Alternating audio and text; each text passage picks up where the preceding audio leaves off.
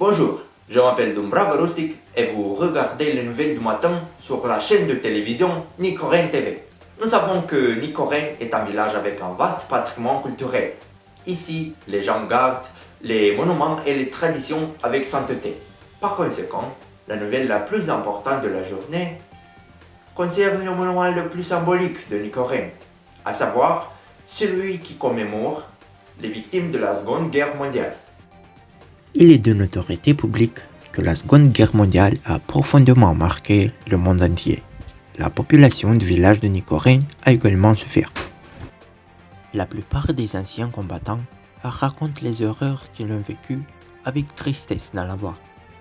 C'est pourquoi, pour célébrer le retour au pays des combattants de la guerre, mais aussi pour commémorer ceux qui ne sont pas revenus, les villageois ont construit un monument qui gardera leur mémoire vivante. En général, ce bâtiment est l'un des éléments les plus anciens et les plus précieux de notre patrimoine culturel, étant construit dans l'après-guerre. Il est composé de 3 personnes, mère, père et fils, qui symbolisent la famille.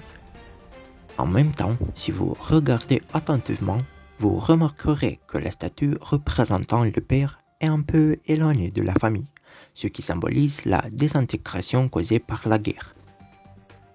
Cependant, la présence de tous les membres de la famille et la couleur blanche des statues symbolisant la prospérité et la paix font penser à l'espoir du regroupement familial. Aussi, en plus de ces 3 éléments importants, il y a aussi la flamme éternelle qui symbolise le fait que ceux qui ne sont pas revenus de la guerre seront éternels dans nos âmes. Il y a aussi un monument avec tous les noms des habitants de Nicoren qui se sont sacrifiés à la guerre, inscrit dans la pierre. Ainsi, chaque année, le 9 mai, tous les habitants de Nicoren déposent des fleurs sur ces monuments pour commémorer le passé douloureux qui ne peut être oublié. Et ces monuments nous rappellent à chaque fois qui nous sommes et quelles valeurs nous avons.